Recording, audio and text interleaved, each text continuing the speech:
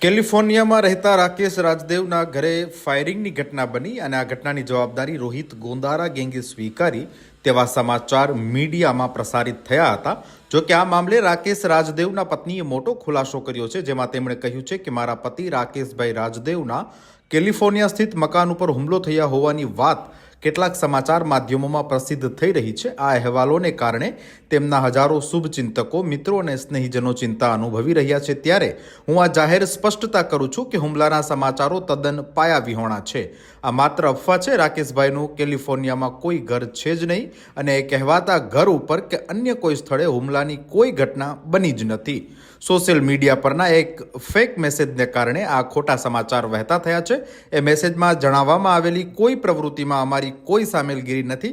ત્યારે આવા બદનક્ષીભર્યા ખોટા સમાચારો પ્રસિદ્ધ કરવા એ ગુનો બને છે અને કાનૂની કાર્યવાહીને આમંત્રણ આપે છે. તેની લાગતા વળગતા લોકો નોંધ લે તેવી વિનંતી.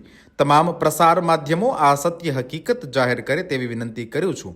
રાકેશ રાજદેવના પત્નીએ આપેલા ખુલાસાથી કેલિફોર્નિયામાં ફાયરિંગની ઘટના માત્ર અફવા હોવાનું સામે આવ્યું છે.